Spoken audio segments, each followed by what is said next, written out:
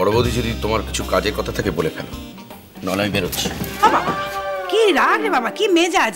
হ্যাঁ তো রাগ ঝালে কথা বলছে কেন? কি হয়েছে কি তোমার? তোমার যে কাজটা দিয়েছি কাজটা সেরে এসো। অন্নদা কুমারী বালিকা বিদ্যালয়ের প্রধান শিক্ষিকা, মনে থাকে জানো? সেখানে গিয়ে আবার ওই তোমার বই বাঁচার তাল করে আমার মাথা হেড করো না। কিছু মনে করবেন না বাবা, আমার বই গেছে। আর আমার বই বিক্রির কি অভাব আছে নাকি যে আমি যাত্রার কাছে যেতে যাবো? এই যাত্রার কাছে মানে? যাত্রার কাছে মানেটা কি? কাকে তুমি যে সে বলছো? হ্যাঁ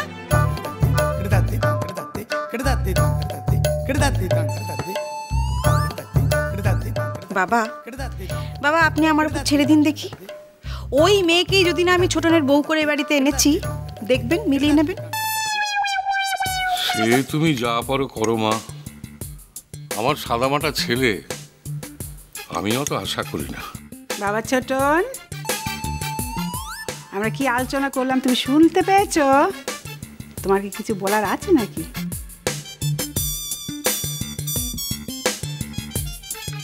ও আবার কি বলবে যেখানে আমরা কথা বলছি? বলার আছে বাবা, আছে, আমার বলার আছে। এবার আমি সত্যি সত্যি নিরুদ্দেশ যাত্রার টিকিট কেটে ফেলবো।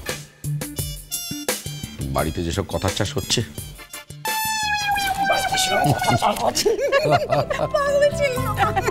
বুঝলেন বাবা, এই আমার এই ছোট ঠাকুরপুটির জন্য না ঠিক এইরকম একটা শক্ত পোক্ত একটা জাঁদরেল মেয়ে দরকার। হ্যাঁ ঠিক বলে বড় বাবা, বুঝলেন? মিনু যদি ওর বউ হয়ে আসে না, ওকে একেবারে জব্দ করে রাখবে, বুঝলেন? এতটুকু বেচাল সহ্য করবে না বাবা, ভয়ঙ্কর কড়া ধাঁচের মেয়ে। কুমার পাড়ার গরুর গাড়ি বোঝাই করা কলসি হাই গাড়ি চালায় বংশী বদন, সঙ্গে যায় ভাগ্নে মদন। হাট বসেছে, হাট বসেছে, শুক্রবারে হাট বসেছে। আজকে শুক্রবার গো? আমি জানি না। হাট বসেছে শুক্রবারে। হয়েছে স্যার, বলাতে ঠিক হয়েছে? কি হয়েছে? তুমি তো পুরোটা বলতেই পারছো না। রোজই তো হাট বসেছে করে শুক্রবার ও বৃহস্পতিবারে আটকে যাচ্ছ। পুরোটা বলো ঠিক করে। হাট বসেছে শুক্রবারে। আমি ভুলে গেছি। জানি তো, তুমি তো ওই জায়গায় গিয়েই ভুলে যাও। কুমার পাড়ার গরুর গাড়ি বোঝাই করা কলসি হাই গাড়ি চালায় বংশী বদন, সঙ্গে যায় ভাগ্নে মদন। হাট বসেছে শুক্রবারে।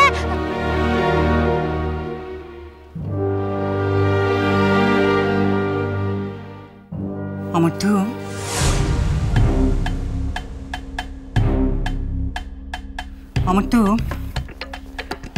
আমি পাশের ঘরে বসে একটা নোট তৈরি করছি, যেটা গ্র্যাজুয়েশনের ছেলেমেয়েদের আমার পড়াতে হবে। আর তার জন্য আমার আর একটু বেশি কনসেন্ট্রেশন দরকার। বাড়িটাকে এইভাবে একটা কিন্ডারগার্টেন স্কুল বানিয়ে ফেললে তো মুশকিল। আমার তো অন্যরাও তো বাড়িতে একটু একটু পড়াশুনো করে না।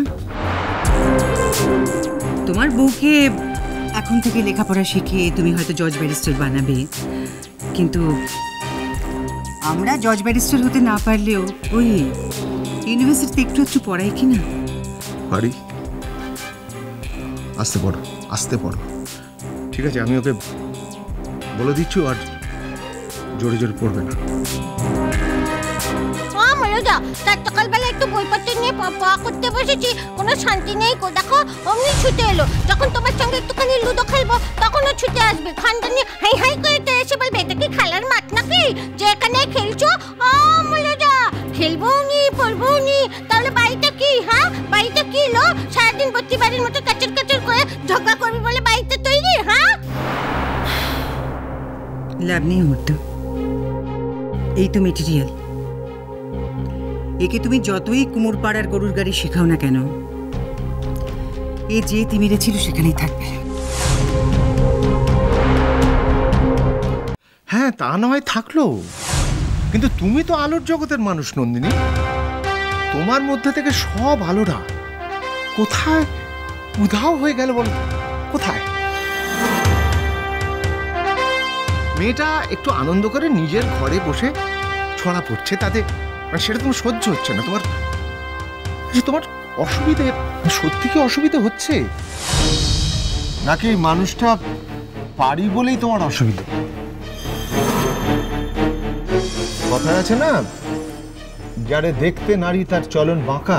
হ্যাঁ, তোমার হয়েছে তাই। নাহলে এই বাড়িতে তো ঘরের অভাব নেই।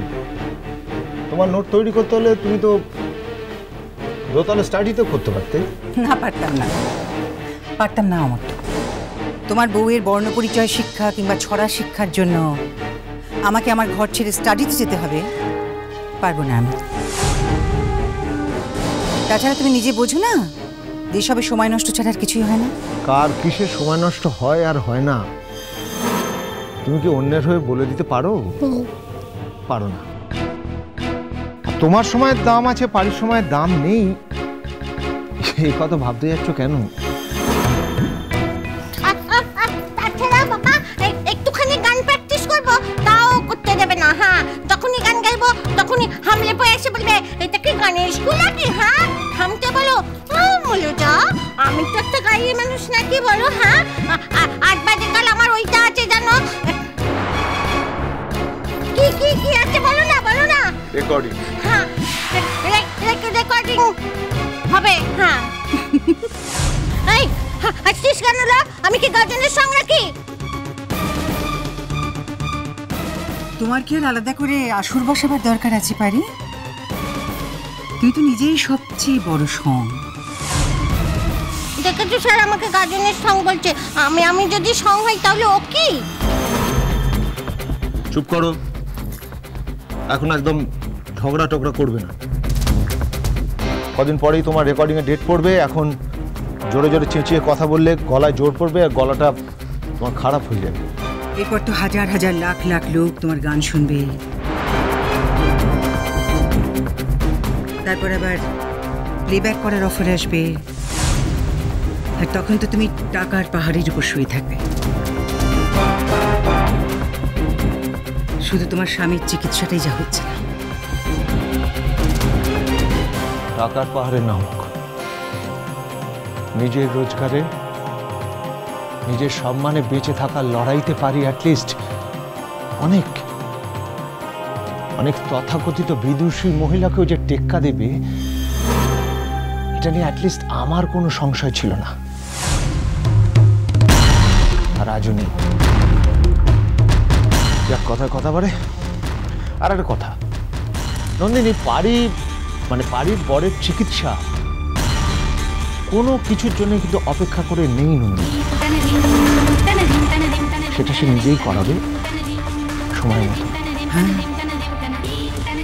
আগে বউকে গাইয়ে বানানো হোক, লেখাপড়া শিখিয়ে জজ ব্যারিস্টার বানানো হোক, তবে তো। জীবনের এতগুলো ইম্পর্টেন্ট কাজ বাকি থাকতে কখনো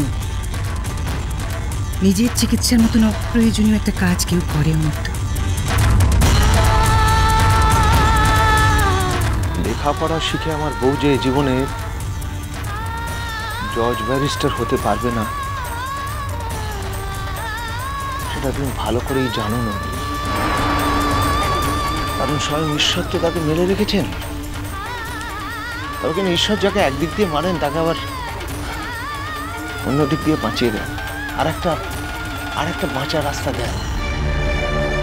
তাই পারি জজ ব্যারিস্টার না হতে পারলেও গান গেয়ে মানুষের সেরা হওয়ার পথটা তিনি খোলা রেখেছেন।